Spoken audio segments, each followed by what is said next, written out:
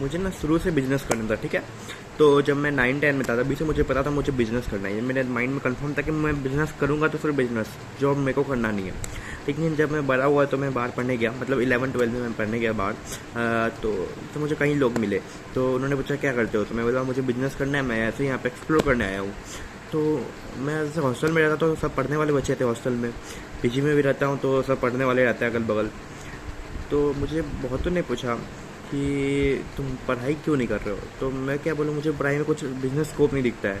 मतलब ऐसे बहुत डिग्री वाले ऐसे घूम रहे हैं बाज़ार में। तो उनका एक रिप्लाई था कि पढ़ाई करना ज़रूरी है, तुम बिजनेस भी करो लेकिन पढ़ाई को फर्स्ट प्रायोरिटी रखो, कि एक डिग्री ले लो उसके बाद बिजनेस करो। लेकिन मुझे क्या था कि मैं 12 कर लिया, अब मुझे बिजनेस करना है। तो लेकिन उनका कहना ये है कि 12 तक ज़रूरी नहीं है पढ़ाई, क्योंकि 12 पढ़ के तुम्हें कोई जॉब नहीं मिलेगा, और मुझे जॉब चाहिए नहीं था हालांकि। लेकिन उन्होंने मुझे एक अच्छा बात बताया कि अगर मान लो मेरा कोई भी बिजनेस है, बहुत बड़ा बिजनेस है, वो 10 लाख करोड़ का है, लेकिन वो अगर वो ठप हो गया, बंद हो गया, तब क्या करेगा, कोई ऑप्शन होना चाहिए ना मुझे घर को चलाने के लिए।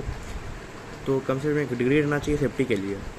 अब फिर भी मुझे ये लग रहा है ना कि 12 वर्दित है, मतलब 12 तक पढ़ना वर्दित है, कि 12 काफ़ी हो गया पढ़ाई के लिए अगर मुझे बिजनेस करना है तो। अब मुझे समझ में नहीं आ रहा मैं क्या करूं, और आप लोगों का क्या राय है मुझे कमेंट करके बताना। और बात बाकी कन्फ्यूजन तो बहुत चल रहा है दिमाग में। और सब्सक्राइब जरूर कर लेना मेरे चैनल को ऐसे ही बिजनेस रिलेटेड नॉलेज के लिए। Thank you.